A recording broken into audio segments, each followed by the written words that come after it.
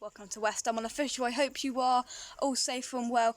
Today we've got a bit of a blast from the past. Thank you very much to Tony for giving me these just to show you for this video. So as you see by the title and the thumbnail, today we're going to be looking at a couple of matchday programmes and a little souvenir from the past dating back to 1964 and then up to 1981.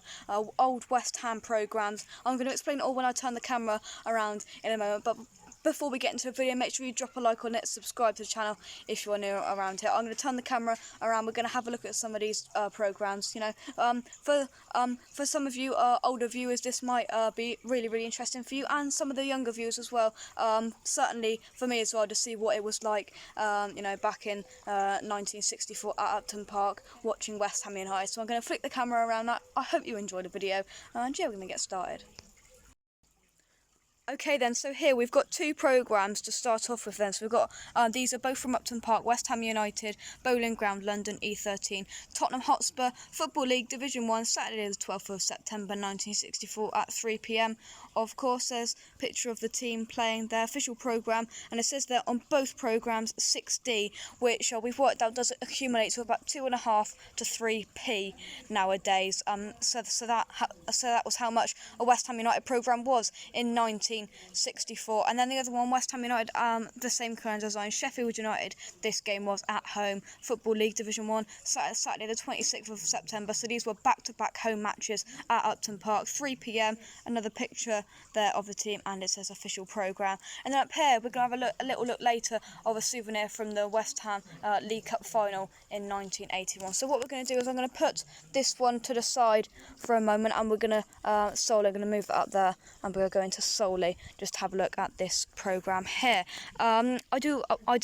I do apologise if it's a bit shaky, but we're going to look inside and say West Ham United formed, if it focuses, in 1900. So let's have a look at the starting 11 then, and for some of you older viewers, you might recognise some of these players. So West Ham United, the colour claret jerseys, light blue sleeves, white shorts. So in goal, Jim Standen, number 2, John Bonds, number 3, Jack Burkett, number 4, Eddie Bovington, number 5, Martin Peters, number 6, the legendary Bobby Moore as the captain, number 7, Alan Seeley, number 8, Ron Boyce, number 9, John Byrne, number 10, Jeff Hurst, number 11, John Sissons. As you can see, you might notice some of you younger viewers at this time, no substitutes at all. Of course, you've got the referee, the linesman there as well. And then got a Spurs lineup, white shorts, blue shorts, and there you can have a look. Jimmy Greaves, a notable mention there too as well, so there's their team. So yeah, definitely for me, I am, as you know, 13 years old, but definitely some names to recognise here as well. So welcome against Spurs. All the atmosphere of a typical London derby is with us again this afternoon. Back in 1964, of course, as we welcome Spurs to, I was going to say the London Stadium then, of course, of Upton Park. So here, they have a little look of a match review. Although we had one disappointing defeat during last weekend, we could look upon the general survey with a happy eye, recording 4 victories against the 1 loss. Consequently, we go into today's counter with our league side occupying a midway position in the standings, and the reserves A team and youth 11 settled at or near the top spots as well. And then there's a little piece about defeat and victory in the league. Goes through our league match against Stoke City at Victoria Ground last Saturday did not have a happy ending, and then it goes for another game there. So yeah, just the first couple of pages there gives you the starting lineup for the game, and just a little overview of the week in West Ham. We're just going to turn over the page there where it continues on from the defeat and the victory in the league from the previous week. 100% reserves, so as a look at some of the reserves, a memorable and certainly a name Russ I think has had on my Hammers 11, Brian Deere there. Image, and then here's some of the reserve players. Colin Mackleworth there, 18 near the top. Youth team at the top also as well, with a picture of Barry Simmons there as well. So there's a few little pieces on the youth team. As we move on, goalkeeper success. Peter Grummett of Nottingham Forest gathers the ball from the feet of Peter Bradbuck at Upton Park on August the 28th. There you go there. You move down to the bottom where it says Grummett again. This time John Sissons has his move forestalled. And then goalkeeper loneliness on the right hand side. So this picture just here. Johnny Byrne is brought down by Fred Davies when well clear of the Wolves' defence in last Monday's game at Upton Park. There, as you can see, being brought down. And then in this bottom picture here, it says the loneliness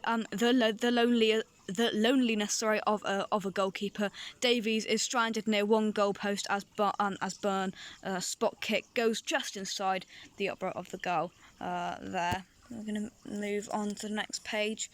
Then talks about a new apprentice in Dennis Walker at West Ham at this time in 1964, and then it goes on about a query at the time. And then up here, European Cup Winners' Cup, West Ham United took on La Gantoise of Belgium. I'm probably pronouncing that wrong. We must issue a final reminder that tickets for the second leg of our European Cup Winners' Cup tie versus La Gantoise, Belgium will be on at the Bowling Ground on Sunday the 20th of September from 10 a.m. Prices will be North and South Banks, and then prices there. It was on a first come first serve basis with one ticket allocated to each person that turns up there. It goes on to talk a little bit of an update about lucky programs there, season ticket holders, and some jackpots as well. So here we move on to the standings in the table then. So I don't think in the Football League there are West Ham, so I'll tell you what, we'll just go for it. So it's Fulham, Man United, Nottingham Forest, Man United, Stoke, Wolverhampton Wanderers, Spurs, Wolverhampton Wanderers, and it just goes through all of the fixtures right there. And then this is the table, I do believe, at this point in this stage of the season. It was September, so still early on in the season. Chelsea on top, Stoke, Everton, Blackpool, Leicester City, Nottingham Forest, Blackburn Reserves, I think that must be, Sheffield United, West Bromwich Albion, Spurs, Fulham, Leeds United, there's West Ham United, 6 games played, and if you go across, that is 6 points on the board. Arsenal, Sheffield Wednesday, Man United, Liverpool, Sunderland, Burnley, Birmingham, Aston Villa and Wolverhampton. So there's definitely some recognisable and some interesting names there as well, and we're just going to have a look. This is the fixtures that we have in the Football Combination League there in 1964. And then here's the Football League standings as West Ham United sit in 3rd position there. Colchester United at the bottom there. Some Newcastle, Peterborough, Portsmouth. And then we move up here. None of this, I believe this is the fixtures for the Metropolitan League. And then the SE Counties League there, those are our fixtures, Millwall back-to-back there. I bet that was interesting. And then the table, West Ham sitting in 2nd position just behind Spurs there on goal difference. And West Ham top the league for, I believe that's the SE Counties League. We top the league with Arsenal just 1 point behind us.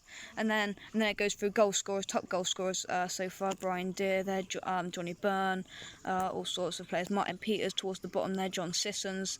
So goes through the records for the 1964-65 season in terms of goal scorers, and there is the first programme.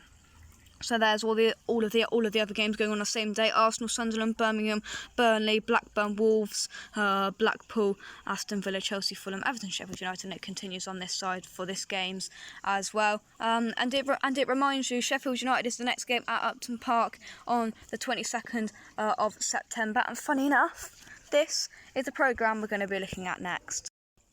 Okay, so as I said in the last clip, we're going to be now looking at the week after. The next game at Upton Park is Saturday the 26th of September at 3 p.m, of course. So this is the Sheffield United game at home, as we discussed there. So let's have a little look at the starting lineup. A few changes. We went through all of that. Manager Ron Greenwood, that's a good thing to put on there that I missed out on the other one. But the West Ham claret jerseys, light blue sleeves, white shorts as always. Jim Standon in goal, John Bond, Martin Peters, Eddie Bovington, Ken Brown, Bobby Moore as captain, Alan Seeley, Ron Boyce, Johnny Byrne, Jeff Hurst and John Sissons. And there you can have a look at the Sheffield United line-up there. Red and white striped shirts, black shorts they had. So here we have... welcome to the runners-up, of course. We have the pleasure to welcome our old rivals from Bramall Lane, the Blades, welcomed to Upton Park, of course. And then the match review from the game that they mentioned over in the other programme, the Belgium European Cup Winners' Cup game. Our first 11 made its entry into the Continental Competitive Soccer last Wednesday evening, and it goes through that game there. And it goes through the as also the Hammers went into the preliminary, I always say that wrong, round of the European Cup Winners' Cup. Nearly 500 Hammers fans travelled to Belgium, and the encouragement that those 500 fans took to Belgium for that European Cup Winners' Cup game was greatly appreciated, it says there as well. And it goes through the game. You can stop that and read that and have a look what happened in that game if you would like to as well. So yeah, we will move on into the programme. League ups and downs there, where it goes through some more of the league. Top of the Combination League, which is nice to see, and then it goes through the Metropolitan League. Lots of leagues we used to be in. There's a picture of Dennis Burnett there. And it goes through to fixtures coming up in the Metropolitan League. Go up here, a picture of Bill Lansdowne there, and then it goes into the Southern Junior Floodlit Cup.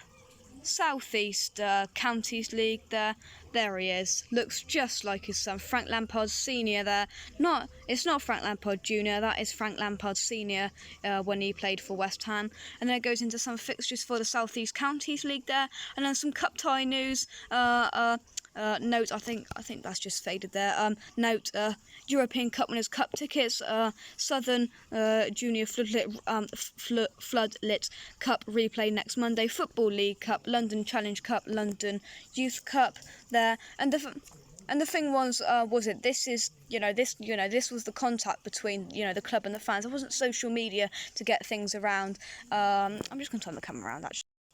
There wasn't the Instagram, the Twitter, the website to, inform most of the fan base that saw that. Programmes and things like this was the only way, back in the 60s, 70s, 80s, 90s, even coming into the 2000s, was the way that that the club, got announcements, got stuff out there for tickets, how to buy tickets, different games. This is how information got out to the fan base through the programme. So people would buy the programme for 2.5, 3p, and then they get up to date with what was happening in the world of West Ham. So we are going to move on with the programme, and then we're going to turn this around, and it talks about actually the game over here. It talks about the Spurs game that we saw the programme of just a minute ago. So defeat of the Spurs to beat Spurs September 12th at Upton Park. You can see all of those fans there inside Upton Park. Fantastic to see. So I see left to right, John Bond, Terry Dyson, Martin Peters, Philip Beale, Jim Stanton, Jimmy Greaves, Ron Boyce, Frank Saul and Cliff Jones watched the ball enter the right-hand corner of the net as Greaves scored from a penalty. The Spurs supporters can be easily spotted by their upraised arms in the background. So this actually was the Spurs end. Boo. I was saying how lovely it was. I didn't realise they were all Spurs. We're going to move this background here, and now this is what we want to see. There's Jeff Hurst leaping up into the air. Jeff Hurst heads the ball towards goal with Bobby Moore and Morris Norman as onlookers. Pat Jennings punched away from Alan Seeley. On left is Ron Henry there. It's another picture from the game. As you can see, not really any gloves there. There wasn't any goalkeeping gloves. As we move on. And then there's a few, announcements. This is how they got information out, as I said, about a payment scheme, and then the development fund, and then the leagues. So you look at the Football League. West Ham United were down, just past mid-table towards the bottom of the league. 9 games played, and 8 points scored. And then top of the Football Combination League, 2 points ahead of Arsenal at this stage in the season. Still early on in the season. And then it goes on to say about a game, Everton v West Ham United at Goodison Park on Saturday the 3rd of October. So that's the next game at Upton Park. So yeah, and then as I said, there is all of the games coming up on that day as well, and it talks about all of the West Ham United games, youth teams, the Cup Winners' Cup, for the preliminary round, and then some more games in the Football League there. So there you go. That is both of the programmes. I'm going to bring them back over for one last look before we move on. So those are those two programmes that are absolutely fantastic to have a look at them. 1964, we're in 2021 now. Obviously things have changed a lot more. This is how announcements got out there, and it's really interesting to have a look back. And then the final piece of our souvenir memorabilia that we're going to look at today is this kind of souvenir thing that Tony, who's collected all of this for me today, got it out, dug it out so I could make this video, collected at the West Ham versus Liverpool League Cup final in 1981, where it did eventually go after this game to a replay where at Villa Park Liverpool won 2-1. But in this game, Ray Stewart scored a penalty in the last minute of the game to send it to the replay. Unfortunately, we couldn't get it over the line to lift the League Cup in 1981, but we gave it a good fight. We sent it to a replay, and obviously it must have been fantastic for people there to experience a last minute, not winner, a last minute equaliser to send it to the replay. Absolutely fantastic little bit of memorabilia there. As I said, West Ham League Cup 1981, another fantastic bit of memorabilia there. So yeah, let's bring this over as well, put them side by side. Here are all of the memorabilia we've looked at today. I hope you've enjoyed this video. There it is, and yeah. Drop a like on the video, subscribe if you're new around here to West Ham Unofficial. Something a bit different today, but I thought it'd be really interesting for you guys to see this. I'm still on holiday, but it's going to go out when I'm not on holiday. I'm just out in the garden showing you this. I hope it's been insightful and a blast from the past from some of you, perhaps older viewers that were there to experience it at this time. And I'll see you next time. Thank you very much. Come on, you eyes, and I'll see you next time. Bye-bye.